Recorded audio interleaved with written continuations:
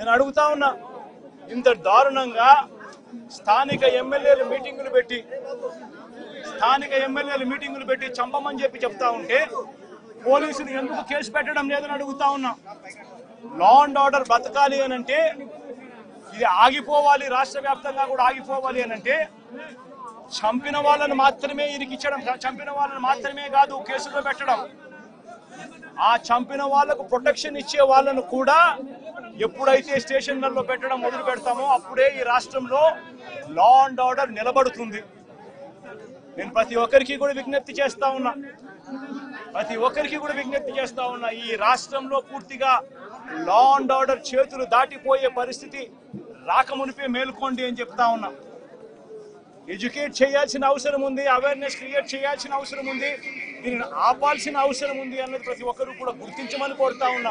ఆయన మాట్లాడడమే పెద్ద చెవులో క్యాబేజీ పెట్టినట్టు ఉంటుంది. శాంతి భద్రతల గురించి ఆయన మాట్లాడడం ఏంటండి? బుర్రబన్యేసే మాట్లాడుతున్నాడు ఆయన.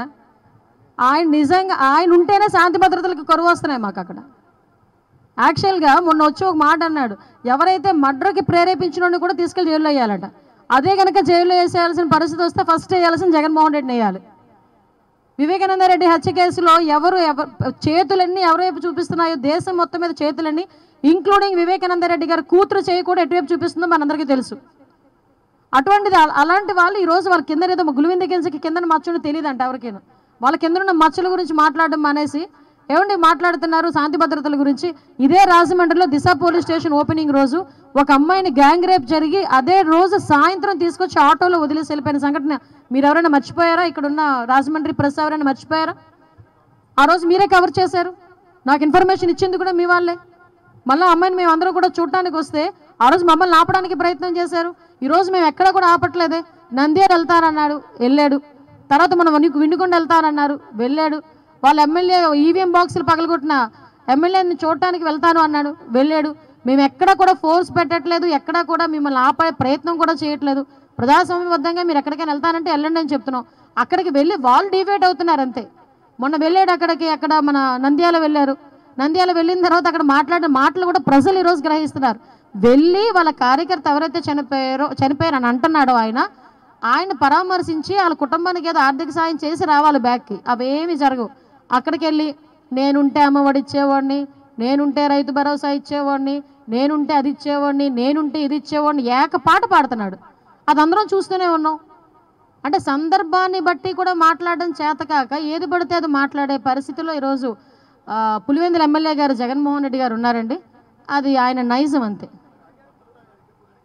ఆయన భద్రత ఎక్కడ కుదించాం, మీరు నేను వెళ్దాం పదండి ఒకసారి.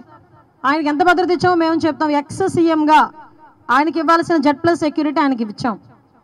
ఎక్కడెక్కడ ఆయన కావాలని 980 మందిని పెట్టదంటే 980 మంది అంటే ఒక గ్రామంలో ఓటర్లు అండి. 980 మంది పోలీసుల్ని ఈరోజు దగ్గర స్కార్సిటీయే దగ్గర 20,000 మంది పోలీసులు ఈరోజు స్కార్సిటీ ఉంది మాకు.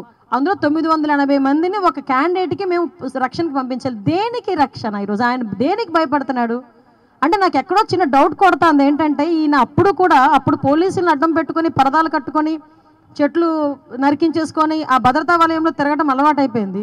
ఈరోజు నిజంగా కనుక బయటకు వస్తే ప్రజలు ఏమైనా తంతారని భయపడుతున్నాడా జగన్మోహన్ రెడ్డి? అందుకే 980 మందిని సెక్యూరిటీ అడుగుతున్నాడు. ఈరోజు దేనికి అడగాలి 980 మందిని సెక్యూరిటీ?